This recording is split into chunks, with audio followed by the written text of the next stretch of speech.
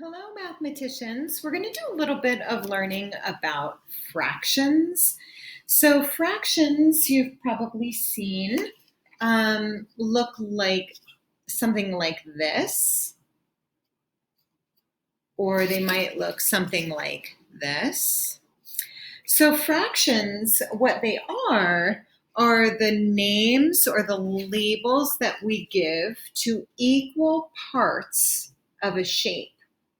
So if you look at this one, the outside of this shape, if I put these two squares together, they would make a rectangle. So I have it on my table also. So if I were to outline this whole shape on my table, this would be one rectangle.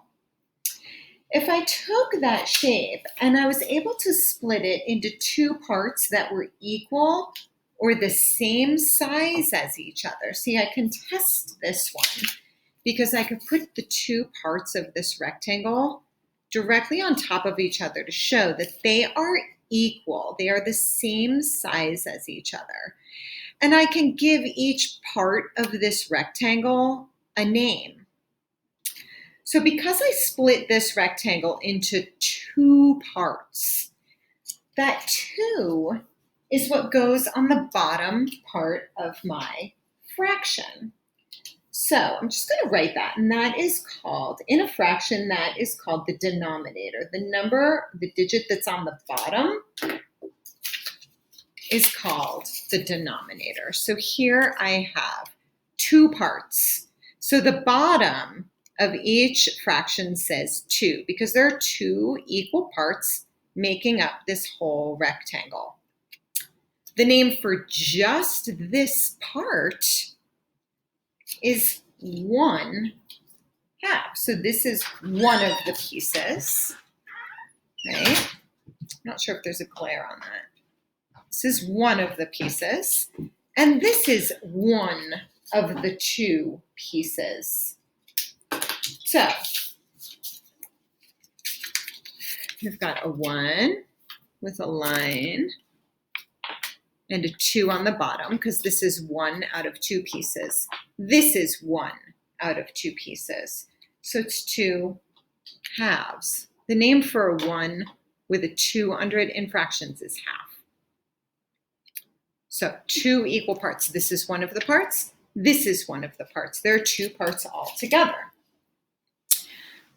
So I have it here also. So in this rectangle, I've got two parts, right? And each part is equal. I have it written underneath as well. But on this one, on the bottom, if I were to take this rectangle and I split it into 1, 2, 3 equal parts, all of the parts are the same size. So because I have 1, 2, 3 pieces, I've got a 3 on the bottom, which is called my denominator. The 1 on the top means that that is the name for this part. This is just one of the thirds. So a third, a third, a third.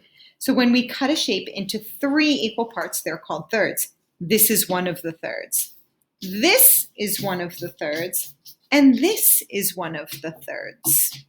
Okay, so if I were to take these parts off, you could still see that this rectangle is my whole shape.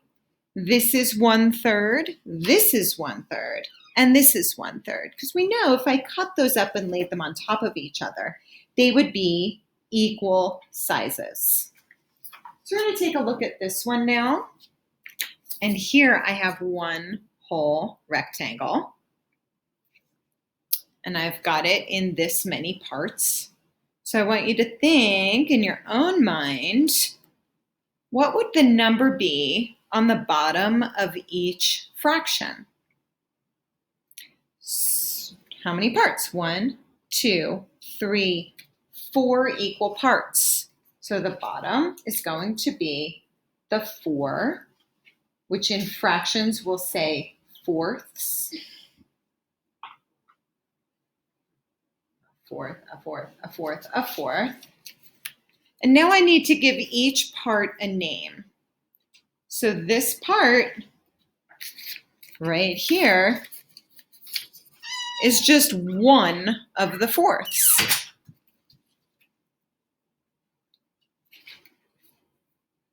This part here is one of the fourths. This part here is one of the fourths. And this part here is one of the fourths.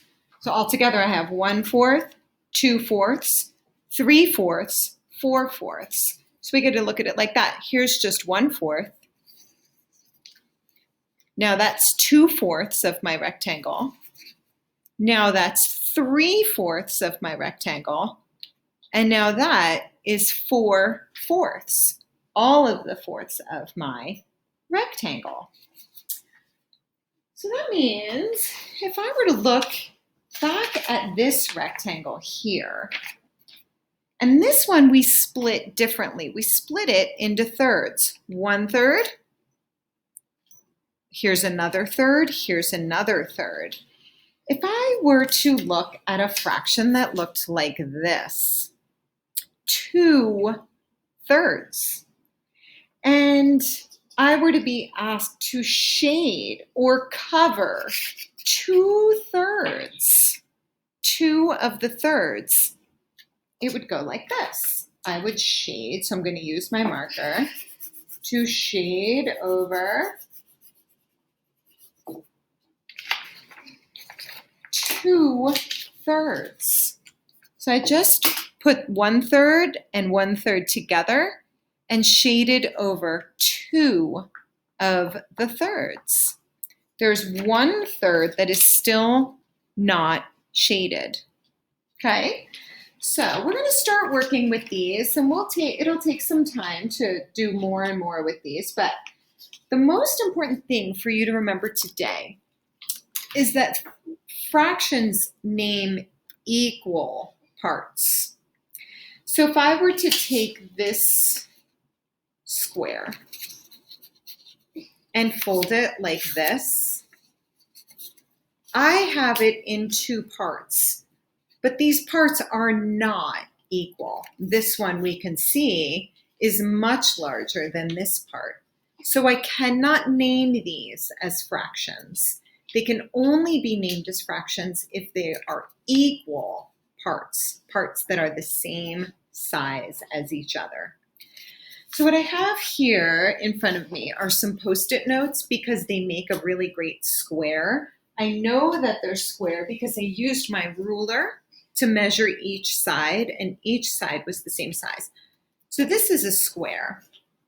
I actually used a dollar bill to trace a rectangle because it makes a really nice rectangle on a piece of paper, and I cut it out very carefully, and then I folded it so that the parts completely overlapped. I didn't do it sideways like that. I did it totally in half, and I pressed it, and I was able to make my rectangle into 2 equal parts.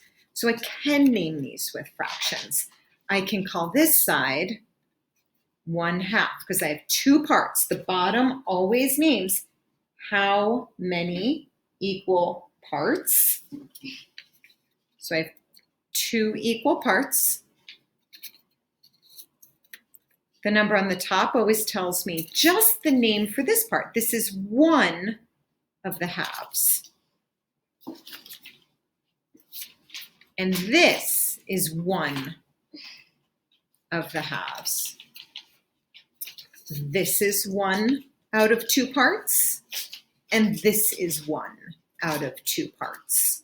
So what you can do is you can cut out some rectangles today, but be careful about tracing them. And then you can see, can you make them into halves? Can you do it a different way? What if I folded it that way? Could I have made those into halves? Could I fold the half again and turn it into a different number of parts? Now I don't have 2 parts. I have 1, 2, 3, 4 parts. So we'll work with this a little bit more tomorrow. For today, what you'll do is think about how to make the parts. And in your workbook, it'll ask you to do something like this. Shade 2 of the thirds. And I want to see if you can remember how to do that. Remembering that that's 1/3, that's 1/3, and that's 1/3. So if I'm going to shade 2/3, I'm going to shade 2, 1/3 plus another 1/3. Okay, so do your best with that. And we will keep exploring. Tomorrow we'll look at some circles and we will look at some different ways to make equal parts.